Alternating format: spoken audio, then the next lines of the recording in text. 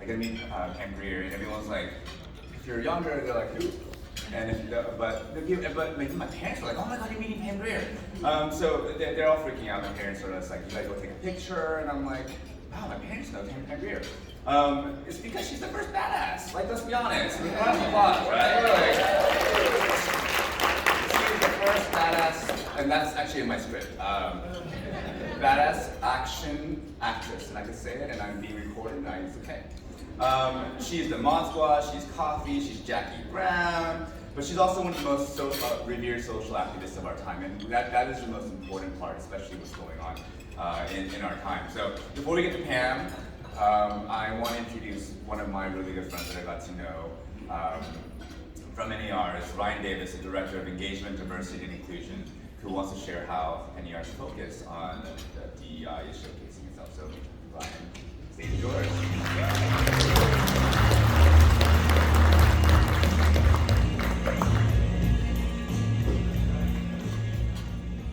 Thanks, Tim. And like Tim mentioned, I lead D&I at the National Association of Realtors, specifically with our member-facing body of 1.6 million realtors, going strong with the realtor organization. But you know, many people might know me. I thought I was applying for that job when I got the job. I started this job about 8 months ago. And I quickly learned when I started the job that that is not my title, Director of Engagement, Diversity, and Inclusion. In fact, my title, as many people pointed out, was the new Fred Underwood. And I'm like, okay, I didn't see that in the job description, but we'll go with it. So it's a pleasure to be here with you all. I know Fred was beloved by the AREAA community, and it's a pleasure to build on the foundational work that he has led for 3 decades.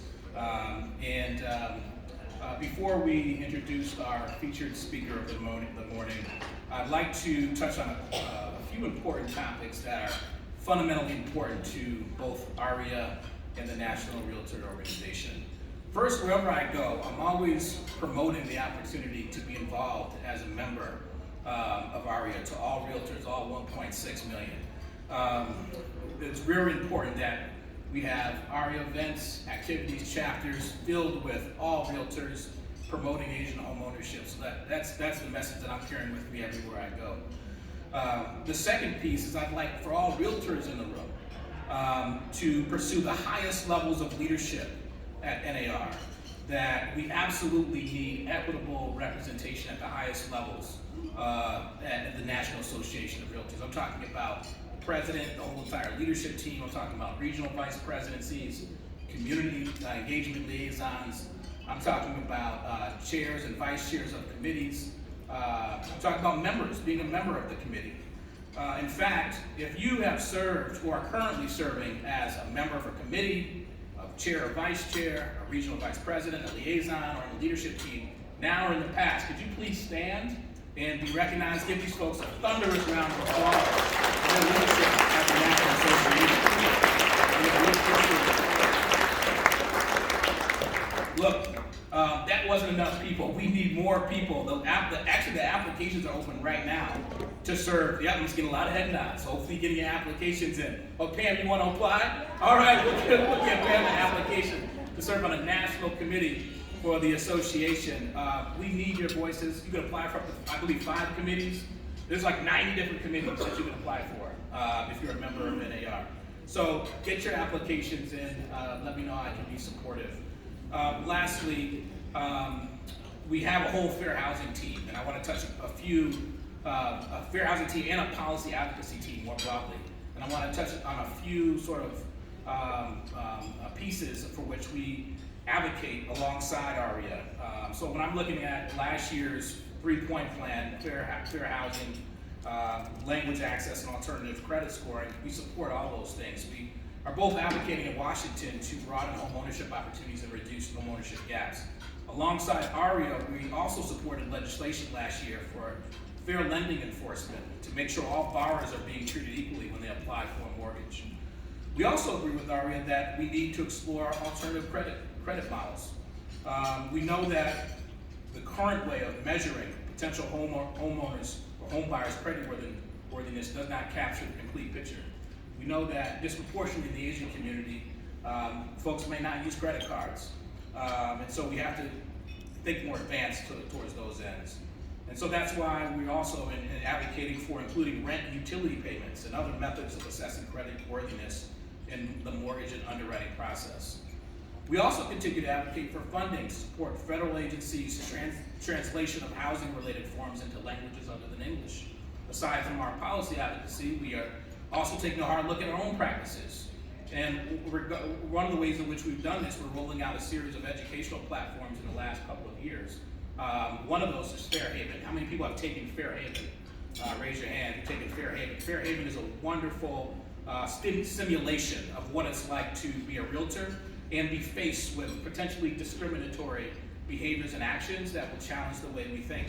One of those simulations puts members in a position of a Taiwanese client who's being steered by her client to a Chinese neighborhood. And even though she didn't want to live there. So that steering piece we have to have more thoughtful control over. Learners will have the opportunity to walk in her shoes and see what it feels like to be treated as the other. We're also rolling out an implicit bias course. We're offering it for free at the legislative meeting in May, so you'll have the opportunity to go there for those who are attending. But that's really an opportunity to think through the many stereotypes that impact the art industry today. Look, that's all I wanted to say from NAR. We are so fortunate to be a sponsor of AREAA, and now we're going to get to the meat of the program. And so thank you so much for serving as allowing us to serve as a sponsor, being in partnership. Okay, so Tim briefly touched on it. I'm going to read the sort of the formal bio, at least my formal bio, of my first crush when I was 2 years old. Widely understood as cinema's first female action star, Pam Grier spent her upbringing here in Denver, actually, and she graduated from East High School. Yeah. She went on to Hollywood in her 20s, and within 4 years she became an icon. Thanks to her roles in action films like Foxy and Friday Foster, she became an icon to a new generation of film lovers after starring in the role of 1997's Jackie Brown, the hit crime thriller directed by Tarantino. Mrs. Grier also starred in several other television productions, including Miami Vice, Law and Order, and Bless This Mess. Her accolades include NAACP Image Awards, nomination for an Emmy Award, a Golden Globe Award, among many others. An action star, and get this, a stage 4 cancer survivor.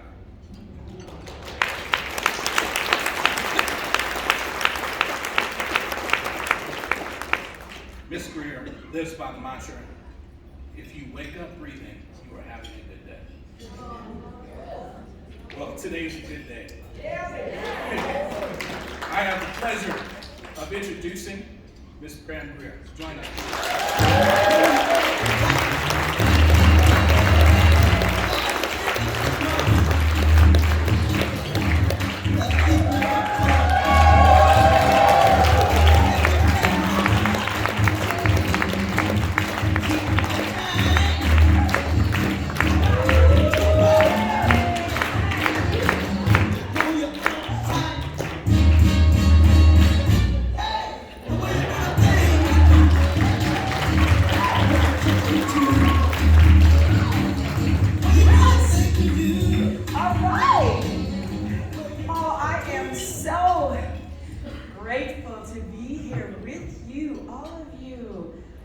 You know why you're here, but it ain't me.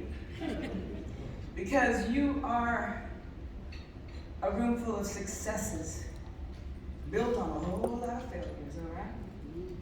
All right? Yes. You're here because you're a scientist. You teach us, me. Thank you for teaching me about real estate. Thank you for being innovators in your field. The inspections of a property that had lead paint, asbestos in your drywall. You taught me, find that inspector if you want to develop and save this property, to put a family in. All the families you were talking about. you're more than just realtors. You're homeowners. You work. You're not gonna get that money back if you lose it in a house that's not plumb. We know what gravity is. It's the most infinite of everything. We know what square and level means, and you taught me that. Every time I went to look at a property with my little bit of money, everybody should have a realtor in their bubble. You have gone beyond what people think. No, these are scientists. You're the barometer of everything that's going on. And I'm going to share some things that I learned from you. Yeah, we got some global warming. There's people buying water because their wells are dry on the east side of Colorado. There's no rain for the cattle, the grass. We can drink water, but we can't drink oil. There's a lot of things that I learned from East High School science, that I learned from Hollywood, that I learned how do I save that money that I didn't have to pay for college that I didn't get. It was because I would buy properties that no one else wanted. And my real estate brokers would say, if you change this, fix that, change this, and we've got a lot of properties. I was fortunate yesterday to drive. Disney is producing my life story.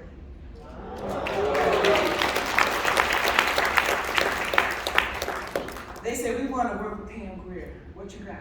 I said, I got Denver, I got Colorado. Woo-woo. I drove around all day yesterday to all the places I grew up. Park Hill. 50% Korean and Asian when I grew up. They taught us how to take care of the lawn. They had organic foods. They're my friends for life. People that I've known all my life. And I'm probably the cousin of most of you. And most of you, my career is older than most of you. But what I wanted to say was, there's a lot of property out there. A lot of people that need those loans to fix their homes, to live in a viable, green, clean home. Don't abandon it like they did in Detroit. We have wonderful communities, all the way from the Five Points, Aurora, Stapleton houses now, and malls. Things that I grew up with that had potential, and still has. The best brickwork in those bungalows and cottages you see all along Colorado Boulevard and York Street. That's good brick. Those houses are standing, but guess what? They got solar on top. They got solar panels so they can afford to keep their house and keep their children and everyone warm and safe. I got out of the car, Disney was over there, and I was taking pictures on people's lawns where I grew up.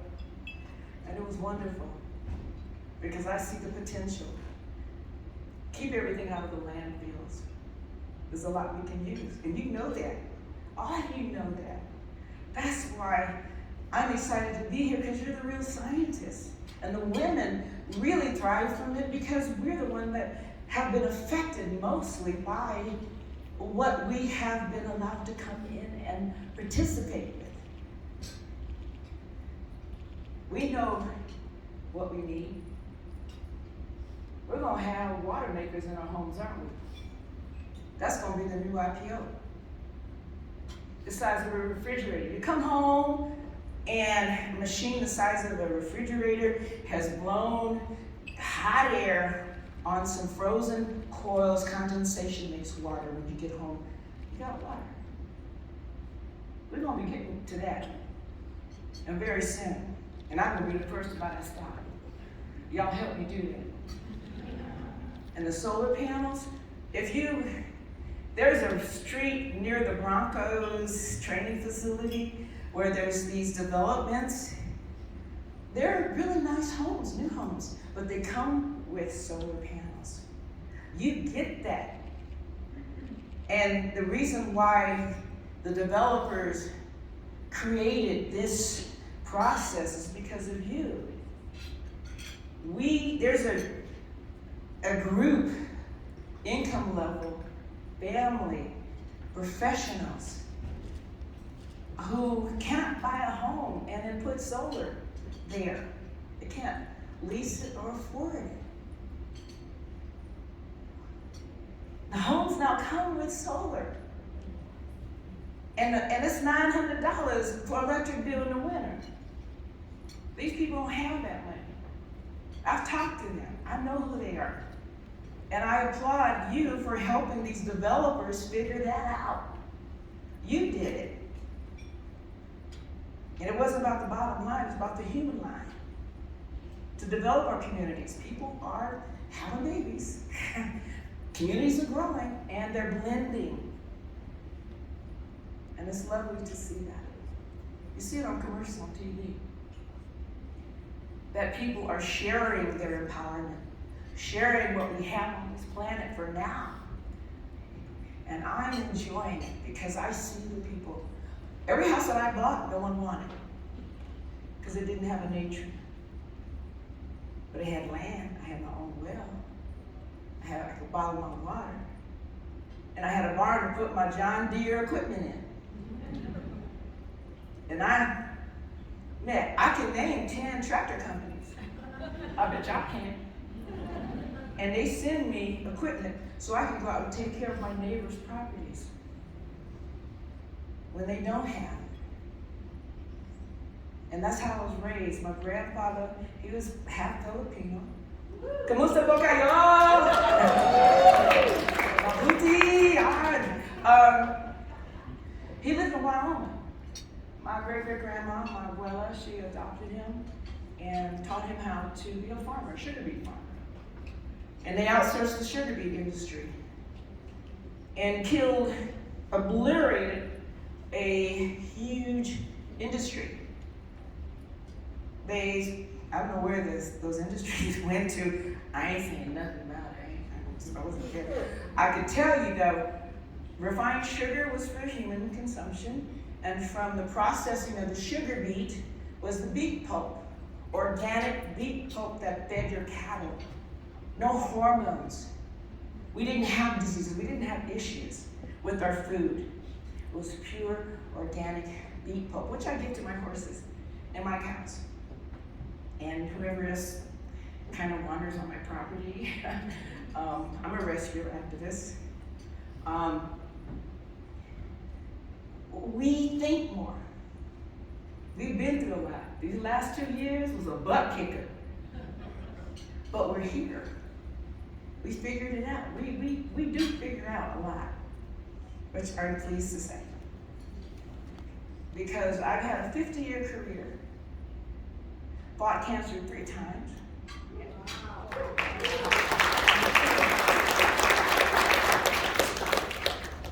Had some rowdy boyfriends. Woo! Y'all know who they are. Survived, even had to play a little basketball. But I still stayed in touch with everyone because they all teach me. What can I do? Subaru is my corporate sponsor, Fortune 500 company, because we support Dining Out for Life, people living with HIV/AIDS. National parks, Meals on Wheels, Make-A-Wish. Subaru loves to learn. I'm one of their influencers, and we raise over $40–50 million a year.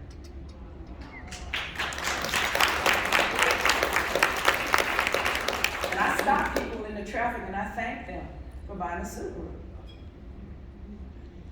Because every time you buy a Subaru, they give $250 to one of these charities.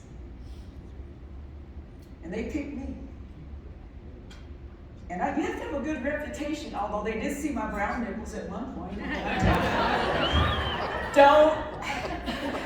You ain't been right since. But that was empowerment, so no one would be afraid of the female anatomy. We're thinkers. We're not trying to scare you. As they said, who said on the news the other day? Oh, Bill Maher. 30% of people ain't having sex anymore. People ain't having this low birth rate. Okay. That's only temporary. We gotta go to work. We gotta do laundry. Okay? And if we don't have water, we can't do laundry. Okay? New York City only has enough energy to run 15 days of energy to run that water up to the top of those buildings and flush those toilets. If they don't have water, cholera will break out. We need water. We need it for a lot of things. And when I see these rivers low and lakes low, and the boats sitting on the shores, and the fish are breathing sediment and trying to swim through unidentifiable objects, it reminds us to go back to our responsibilities of keeping our communities knowledgeable. And sometimes it's hard to dispel misinformation and hate. I think it's a mental illness, actually, like a mantra. Because we're here, brought on this planet for a really good reason. We're the keepers of it. And I learned from each and every one of you. And the man that was on the elevator this morning, from Wisconsin, I want to tell you, he's a teacher. He came all the way here to meet all of you and share moments, significant moments to our communities, to show that we're so similar and we have so much to offer. There's nothing better than coming to my family on a holiday. Because all the food, I got Romanian gypsy, cabbages and sausage every weekend. Yeah, lapu lapu. Yeah. I heard that. Adobo? Yeah. Mm-hmm. You put that in that chili too. Yeah, tacos. But it's like the United Nations. No one's competing. Everyone's sharing. Men, they say, well, I got a new car from this last sale. And I say, I got a new tractor. And I can go backwards and I can pop wheelies. Okay, and I get more boyfriends because I know the tractors. They say, what's your favorite color? I said, well, there's green for John Deere, and there's blue for New Holland, and there's orange for Kubota, and there's red for Montana. I said, don't be scared. Don't be afraid.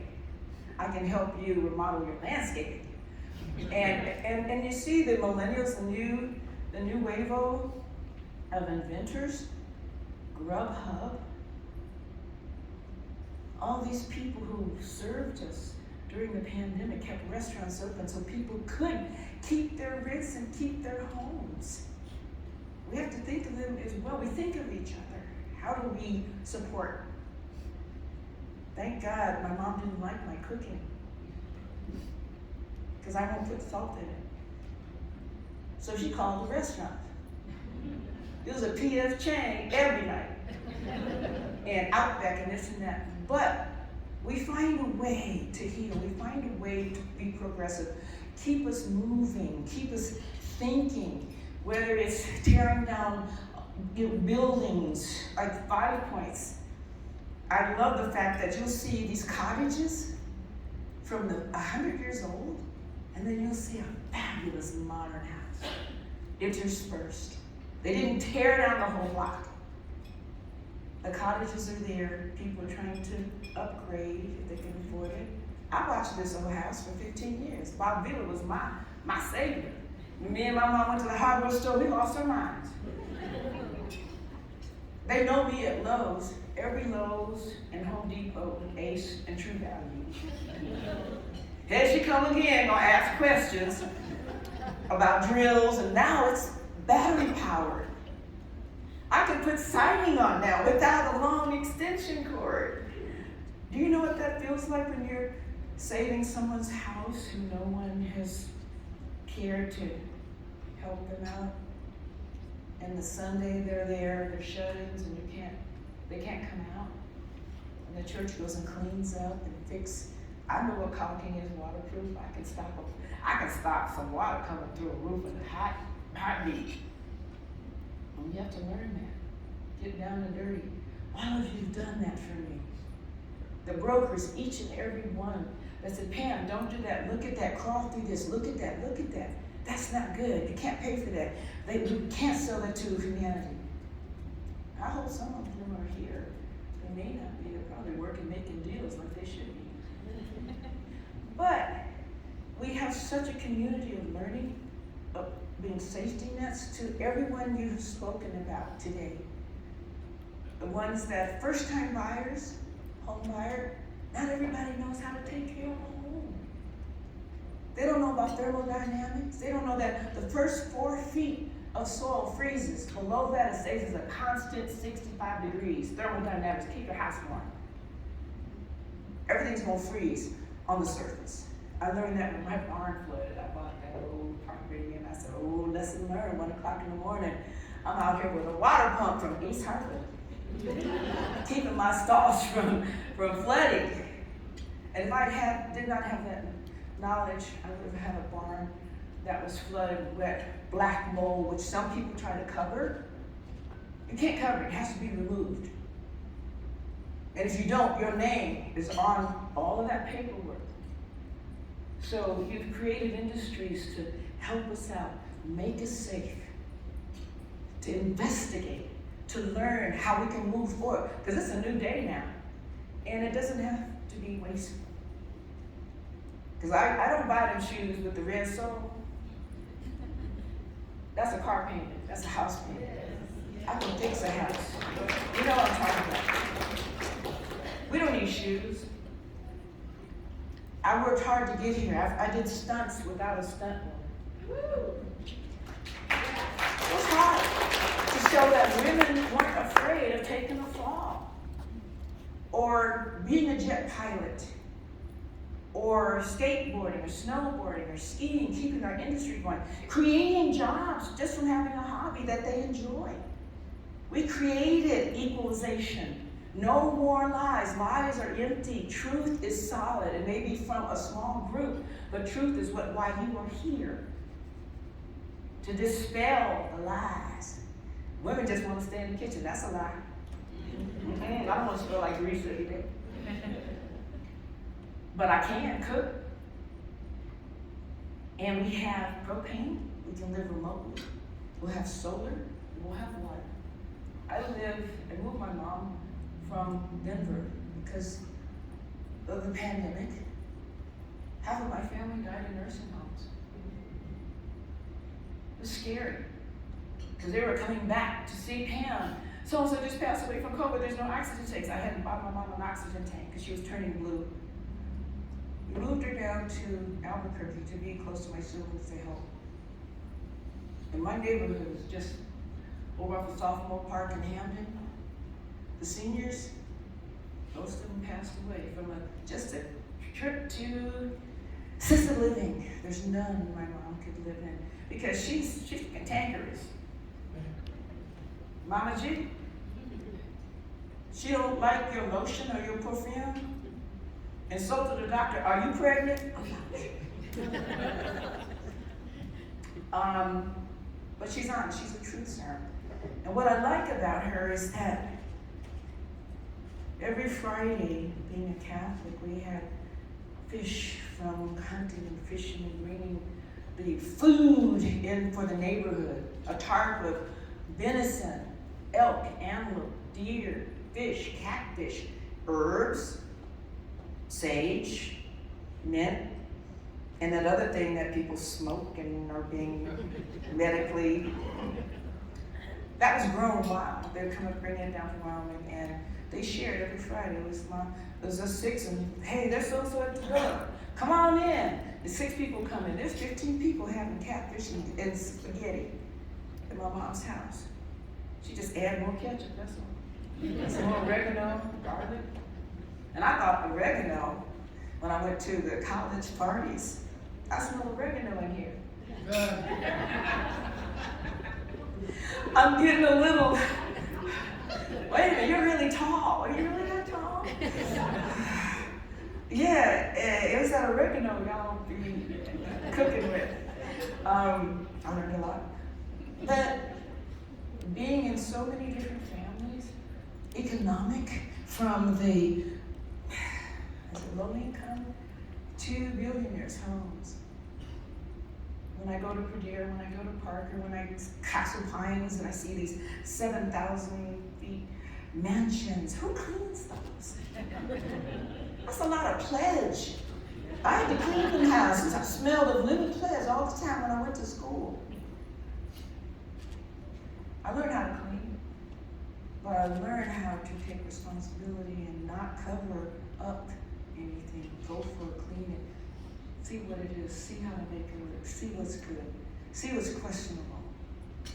Answer questions, talk to each other, go to each other's community. We had one of the churches, Echoes of Youth, is half of Earth, Wind and Fire. Philip Bailey, Andrew Wolf, Larry Dunn, they went to East. We went to a gospel church and we sang. I went to that church. And what I saw was the community was still intact and people listened. Maybe that's a small town.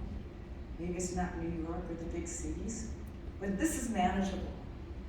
And you come from all over to share your ideas and motivate one another. And this is needed. Now, we've come out, we're shedding skin, old skin to grow new skin. And to be a part of that, I was just joyful because I'm doing a movie in Atlanta with David Wayans, leaving tomorrow. And my character doesn't hear, doesn't speak, so I've been learning sign language for months. I brought in a horse that couldn't hear either, up to Canada and trained with Jennifer Beals. And one of my horses I rescued because the horses that I trained for the therapeutic riding program provided scholarships for girls who couldn't walk or ride a bike. So somewhere, someplace, someone needs help. Someone needs special financing. Someone needs, whether it's rent or lease to own or work it off. There's ways that many people who don't have credit cards. Back in the day, my grandmama, great-grandma, everyone, y'all probably know, kept their money in their mattresses for years. When my grandparents left home, we had to go out there with shovels and dig about 50 holes. And $150,000 to $200,000 worth of money. And stocks and gold, teeth, bones, who else? Spirit, I don't know. But there are people that you can inadvertently overlook and not bring them in and say, it's gonna be tough to keep a home, but it's lovely, it's yours. You'll learn how to use tools and fix things.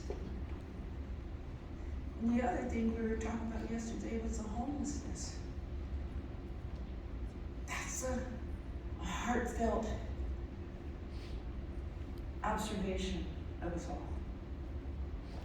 To provide for people who may not be able to keep a home or apartment, may not be able to flush your toilet, stop running water, a pipe, fix something, like all of us can do.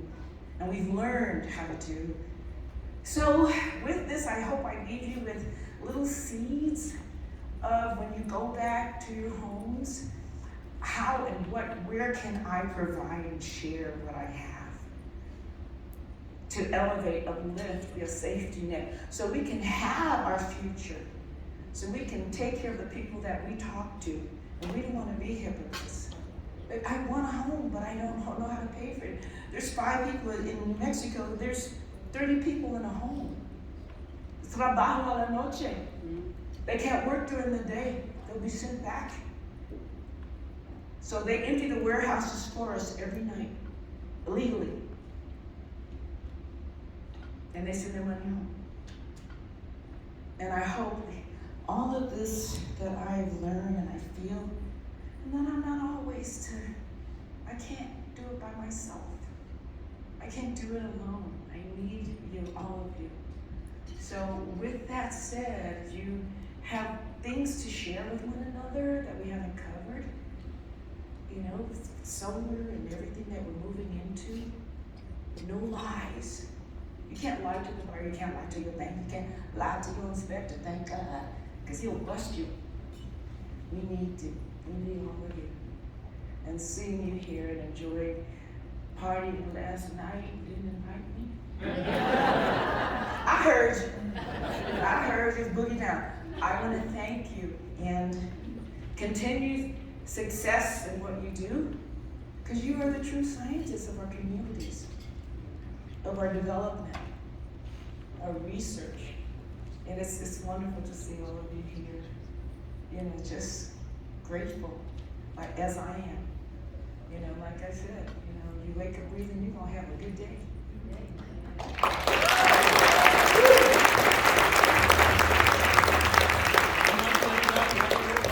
You saw me naked. I was 10. And you were 10? Maybe. Would you mind sitting down? Would you like to have a little conversation? We were talking backstage or out here a little bit earlier, and we found we were kindred spirits in several ways. You have a farm, I have a farm. Yes. So can't name 10 tractor companies, but I love a John Deere. So Yeah. I John Deere, so I've got that one going on. We're both Geminis. You're May 26, I'm May 27. And neither one of us know how to use these clocks. What, is that a clock? Supposedly, my team always tells me at my events too, that I'm supposed to stop when it stops, and I always completely But ignore they didn't those. aim it towards me, so I could. So it doesn't count. They thought I was Beetlejuice or something? I don't know. So let's have a little conversation. Yeah. So we are definitely kindred spirits. We are. I have a record. I went over an hour and a half once. I'm not gonna go over it. I don't. Without food. So you shared so much, and I think that was so interesting for us to. Well, I'm 73. Yeah. That's a lot of information to encapsulate In 20 minutes. in 20 minutes. Exactly. You Well, know, we got and about- contemporary notes. Well, we're only going to get about, I guess, 6 or 7 minutes now. So you talked about the farm. So, and I hear you've had the farm for a few years now. You grew up with the farm. Who didn't have a farm on the front lawn? Before you went fishing, didn't you water your lawn so you could get night crawlers for bait? You also talked about your grandfather and his mother and sweet beets and Yeah. sugar beets, excuse me. But they were also in hospitality, and there's kind of an interesting story wrapped around that when you look at our history. Could you share a little bit of that with us? I will. My great grandmother she was a homeowner. She had bought an old building and added, I don't know how she did it, and she turned it into a hotel for the African American, Asian, Chinese workers on the railroad, all the blazing saddles. I gave that information to Richard Pryor when he was writing with Mel Brooks, so he had some authenticity. So some of that comes. That's real. We've found that there's a lot of Pam Grier in a lot of things. You and I are talking backstage. There's a lot of Pam Grier in things that we don't know there's Pam Grier in. Thank God. I'm boring. I am so boring. I'm up at 4 in the morning with the horses covered in dirt. I think that's why I'm so healthy. I eat a lot of dirt. Now, there's nothing boring about this woman. Would we all agree with that? I don't know because I can't see my cloud. Not anymore. So. Yeah, Ryan didn't mention I was coming over here. Thanks, Ryan. I don't know where Ryan's at. He got so excited about introducing someone that he was a hero. I knew when he was 2. I was 10. I know. At that time. You were what? But I will tell you, there was a long line of people who wanted to be up here on the stage to sit and talk to you for a few minutes. Thank you, Gwendolyn Sylvia, for allowing us to be a sponsor, so I got to be up here. But I want to thank you, all the sponsors. Oh, absolutely. Thank you. We need all the help we can get. You are in a very unique category. Last year, PBS did in their American Masters series. I know. They included you with a couple of names you all might have heard. Let's see, Nina Simone, Lena Horne, the late great Cicely Tyson, and these are all very iconic, artists who changed an industry and the way we're thinking, or helped change it. We're still not there. We're adding to, including culture that we really love. Yeah, but in this series, they showcase all 4 of you as these iconic artists who really challenged the status quo, really challenged the entertainment industry, an industry that's definitely portrayed a lot of us in racial stereotypes. That's a big thing. How do you feel about being included in that group? And what do you think we can learn from all of that? When I said I can raise your revenue and bottom line by 200 million, when my movies were cost like 500,000 and it made 10 million. So I could retire at 26, but I didn't, and go back to pre-med. We're glad. But it was the bottom line. When you talk dollars and cents, like I got the tax incentive raised in Colorado when I told them how much money they were missing. And Quentin Tarantino, I begged him to come and see Colorado, tell you right, we raised it to 20 plus 10, we're no longer 10. I met the legislators downstairs. I thought 10 were gonna come, 50 came. I had a business plan. I said, here's the money you're losing, here's the money you're missing. Talk about the bottom line. Money talks. Money talks, and I think that's something we're all learning. Money talks. And when you Hollywood's starting to understand that. A lot of businesses starting to. They understand that with the streaming, all the different services and theaters and everything that's going on. But we're also opening up our narratives, our stories that are so similar, but just may have a different culture, different location, different demographic. But our cultures are very much the same in how we solve problems, how we investigate. But at the bottom line, if it's something that people can relate to, they're going to come and they're going to get their dollar. They're going to watch, they're going to get their subscription, but they want to see humanity.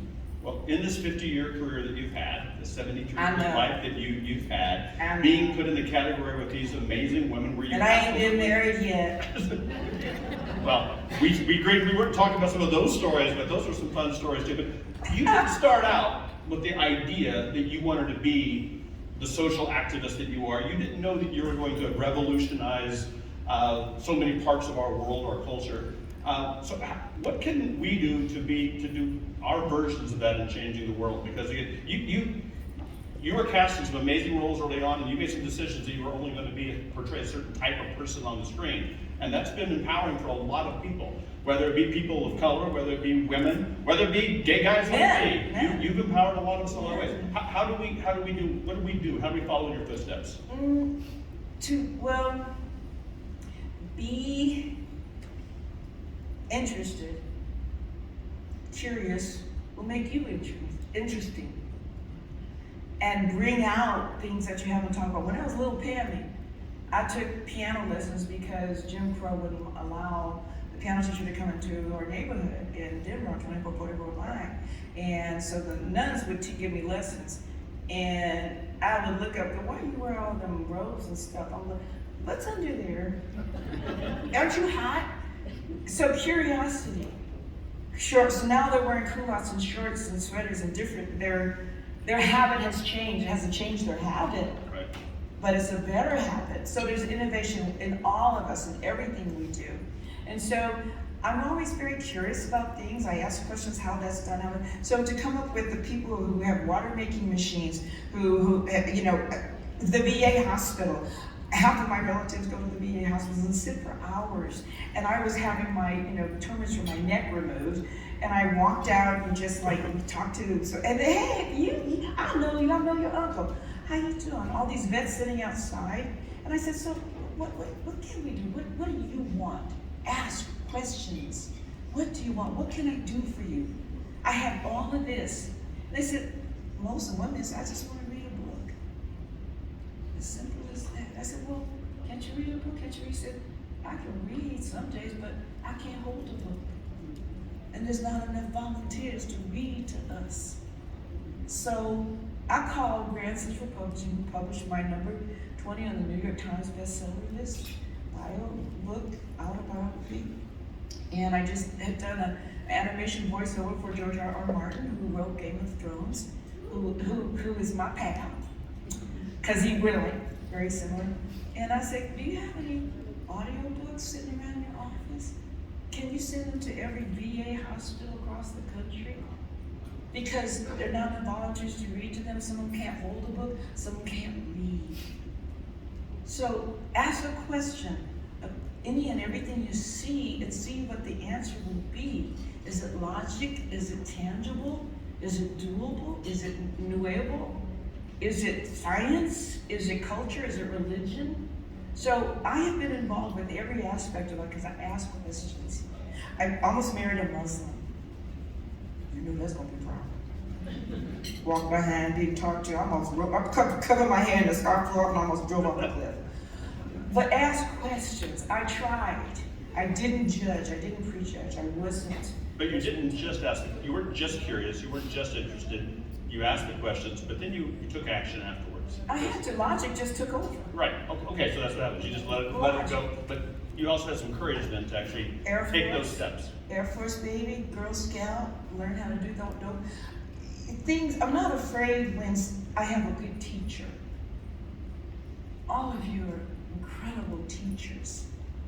Whether it's your own children or the neighbors or someone of another culture. My mom was criticized for cutting her grass by patriarchal men in the community. Who do you think you are? He's trying to.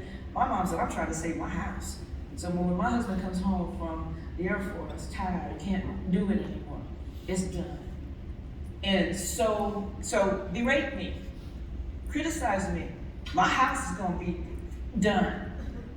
And that's what you do. And she said, I don't care if you criticize me as a woman doing man's things. You know, and a lot of those things have been shed. Certain cultures remain the same. We don't judge, we respect. And we call a handyman honeydew.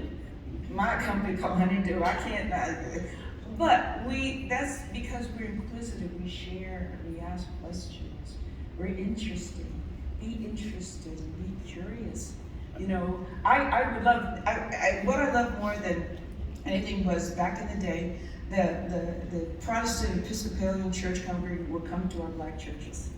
And our black churches and choirs would go to all the way. And we'd sing, hey, give me some, Jesus. And they loved it. People were, sometimes they couldn't keep in time. You're talking about my people, aren't you? No, your people are different. I got your peeps. Pam, I can sit here. But you know what I'm saying. I do. You know, when we share, matter of fact, my driver yesterday said that Pam speaks Yiddish. I said, yeah, you know, I can create kugel, gefisterwisch. My aunt in Denver was one of the top caterers of the Jewish families, and she had a kosher kitchen, she had a conventional kitchen, and she taught us how to make unleavened bread, and how we serve, and the rabbi's coming over, and the cantor's gonna sing, and we would drink Mad Dog, that's Mogan David wine. And so we were included to go to the congregations, to sing, to hear, to dine. All it took was this congregation to say, welcome. Well, we welcome you today. We are so happy you included us in your schedule and that you were here to share about your life and some of the things that you've learned and all the things you're interested in. From Denver. And right here in Denver. Right here in Denver. Hometown Denver. And I wish we had another 30 minutes to talk, but this has been a highlight of my life, so thank you so much for being here today. I'll be back. I would love to come back.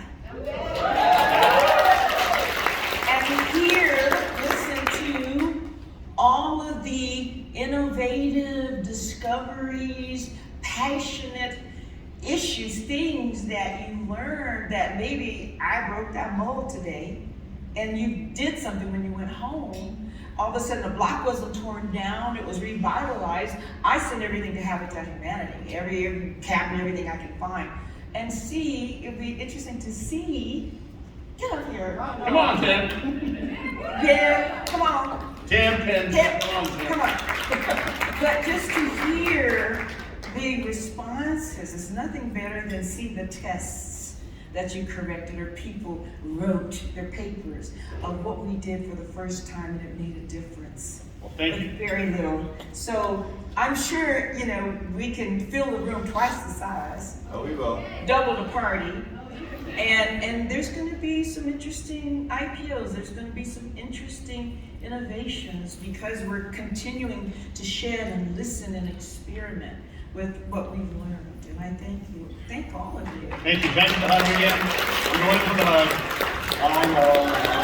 Oh, there we go. That's going to make it on social.